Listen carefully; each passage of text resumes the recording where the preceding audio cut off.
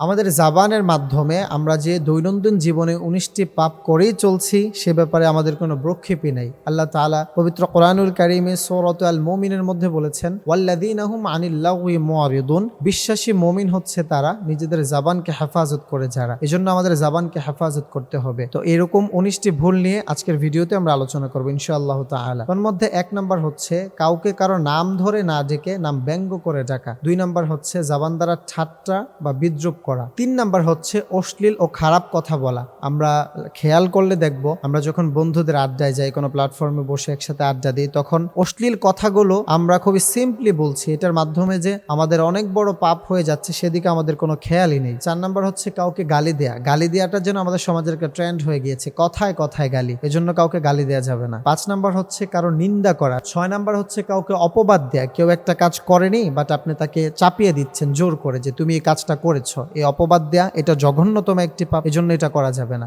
৭ number হচ্ছে চগলখুরি করা। আমাদের সমাজে এটা মনে হয় সবচাইতে বেশি, চগলখুরিটা, এটা করা যাবে না। এটা যদি আপনি করেন আপনি জঘন্যতম পাপের মধ্যে লিপ্ত আছেন। আল্লাহ তাআলার কাছে দোয়া করুন যেন আপনি এখান থেকে বের হয়ে আসতে পারেন। ৮ নাম্বার হচ্ছে বিনা প্রয়োজনে অন্যের গোপনীয়তা জাবান দ্বারা ফাঁস করে দেয়া। এটাও জঘন্যতম খারাপ একটি কাজ, এটা করা যাবে না। ৯ নাম্বার হচ্ছে মুনাফিকি করা ও দুমুখ কথা বলা। একজনের সাথে আপনি অন্যের গীবত করছেন, তাকে কথাটা বলেছেন, আবার তার কথাটাই গিয়ে আরেকজনের কাছে বলছেন। এটাই হচ্ছে মুনাফিকদের আলামত। আর মুনাফিকদের জন্য অন্যান্য হাদিসের মধ্যে অনেক শাস্তির কথা বর্ণনা রয়েছে, এজন্য মুনাফিকি করা যাবে না। আর মুনাফিকদেরকে মানুষজন সমাজের পছন্দও করেন। আপনি আপনার ব্যক্তিত্ব, পার্সোনালিটি নষ্ট করবেন এটার মাধ্যমে। ১০ নাম্বার হচ্ছে বেহুদা ও অতিরিক্ত কথা বলা। অতিরিক্ত কথা যারা বলে, যেমনি ভাবে তারা অনেক বেশি পাপ করে ফেলে, তেমনি ভাবে তারা তাদের ব্যক্তিত্বটাকেও নষ্ট করে ফেলে, এজন্য অতিরিক্ত কথা বলা যাবে না। ১১ নাম্বার হচ্ছে বাতিল ও হারাম জিনিস নিয়ে আলোচনা করে আনন্দ পাওয়া। এই কাজটি কখনোই করা যাবে না। ১২ নাম্বার হচ্ছে কারো গীবত করা। গীবতটা যেন আমাদের সমাজে ঘি ভাতের মতো হয়ে গিয়েছে,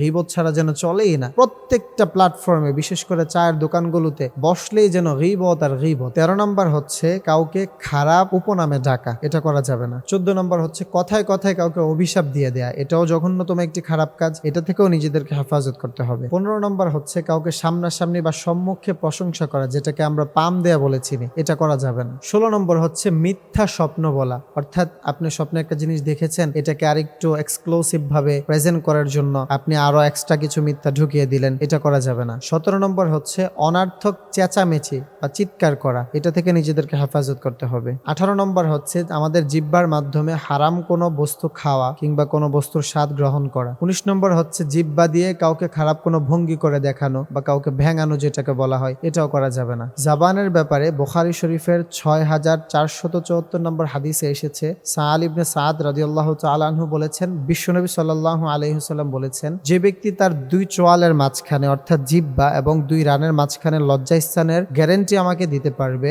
অর্থাৎ সে এটার মাধ্যমে কোনো পাপ কাজ করেনি, এটার গ্যারান্টি আমাকে দিতে পারবে, নবী সাল্লাল্লাহু আলাইহি ওয়াসাল্লাম তাকে জান্নাতের মধ্যে নিয়ে যাবে। সুবহানাল্লাহ। এজন্য আমরা আমাদের জাবানকে হেফাজত করব, যেন আমাদের জাবানের মাধ্যমে কোনো পাপ সংগঠিত না হয়ে যায়, আমাদের জাবানের দ্বারা যেন কেউ কষ্ট না পায়, আমাদের জাবানের দ্বারা যেন কোনো মুনাফিকি না হয়ে যায়, আমাদের জাবানের দ্বারা যেন কোনো মিথ্যা না হয়ে যায়। আল্লাহ তাআলা আমাদের জাবানকে হেফাজত করে সফল মুমিনের অন্তর্ভুক্ত হওয়ার তৌফিক দান করুক।